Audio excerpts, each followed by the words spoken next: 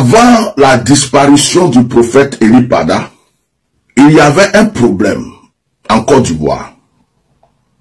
Certaines personnes ne supportaient plus les prophéties et les révélations. Je vais vous donner un exemple. Alors, regardez ce monsieur, je ne sais pas si vous le connaissez. Cher papa, cher président d'institution, de fédération, je suis le pasteur Alexandre Amazou, je vous interpelle. Prenez vos responsabilités. Désormais, quiconque se met sur Internet pour raconter du n'importe quoi sur la Côte d'Ivoire, raconter des prophéties bizarres, sans avoir la sagesse de rendre la prophétie et d'aller à ce qui est la tâche numéro 1 que Dieu nous demande, la prière. Frères et sœurs et chers papas, interpellez ces pasteurs-là, interpellez ces responsables-là et mettez votre veto parce que nous vous écoutons, vous êtes les pères de l'Église. Vous avez entendu? Mettez les cœurs, parce que si vous ne participez pas dans ce direct, on est en train de mener un combat. Moi là, je ne suis pas venu m'asseoir ici parce que je n'ai rien à faire.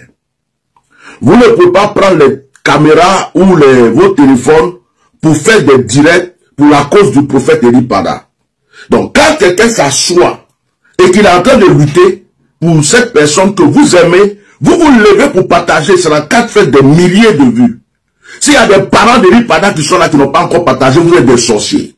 S'il y a des membres de son église qui ne sont pas en train de partager ce direct, vous êtes des sorciers, des sorcières. S'il y a des gens qui prétendent l'aimer, et qu'on entend faire ce direct, là, vous regardez seulement, vous croyez que je suis venu ici pour amuser la galerie, et que vous ne partagez pas, vous êtes des sorciers, des sorcières. Partagez ce direct. On dit de partager. C'est pas qu'un seulement, partagez.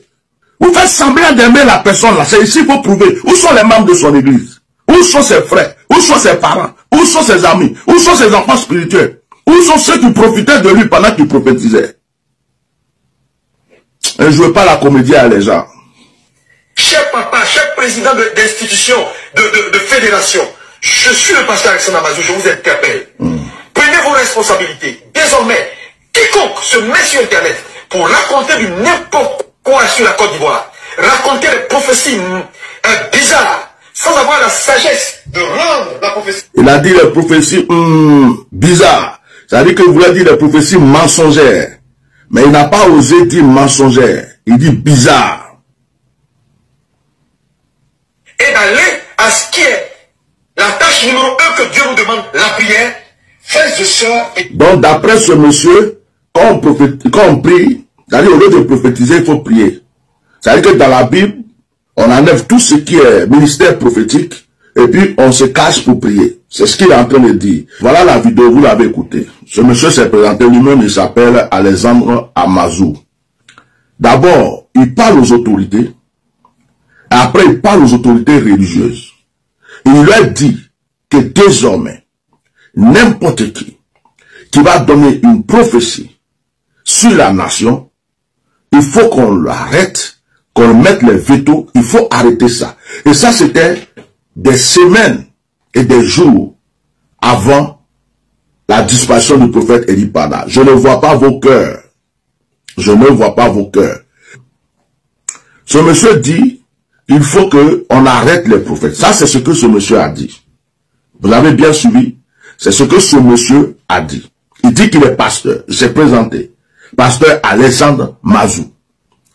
Donc, voilà une preuve aux yeux du monde entier.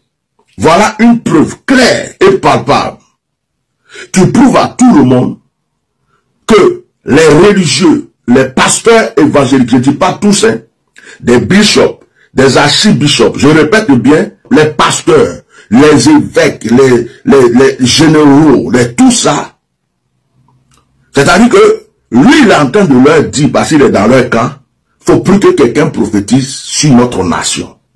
Donc s'il était là au temps d'Élisée, d'Élie, de Daniel, de tous les autres prophètes, même s'il était là au temps de Jean-Baptiste, c'est lui-même qui allait égorger Jean-Baptiste. Alors, voilà des gens. Aujourd'hui, il y a un prophète qui a disparu. De la manière qu'il est sorti pour ouvrir sa bouche pour parler, on ne les entend plus parler en la faveur d'un prophète qui a disparu. Ça veut dire qu'ils sont complices, point. Ça veut dire qu'ils savent ce qui se passe, point. Ça veut dire que ce qui se passe contre le prophète Eli Pada a été préparé. Moi, je vais dire à l'église de Côte d'Ivoire, l'histoire d'Eli Pada là, ça va nous mélanger. C'est l'histoire d'Eli Pada qui va faire que l'église là, on va faire omelette, on va casser œuf, et puis on va faire vraie omelette.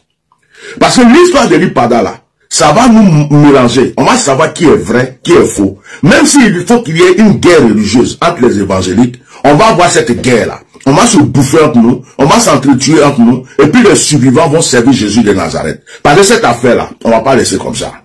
Je vais vous montrer une autre vidéo que on m'a envoyé. Cette vidéo, j'avais déjà parlé de ça. Alors, on va écouter ce monsieur qui est encore en train de confirmer ce que l'autre a dit, mais pendant qu'Eli Pada a disparu. Voilà. Un prophète qui parle trop court à sa perte. Un prophète doit avoir la nature de Dieu, doit avoir le caractère de Dieu, doit avoir le tempérament de Dieu. Ça veut dire qu'il doit avoir les manières de Dieu.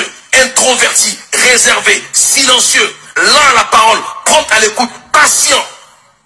C'est ça un prophète. Ce message, c'est un règlement de compte. C'est pour confirmer ce que l'autre pasteur Amazou a dit, traquer les prophètes, museler les prophètes, enfermer les prophètes.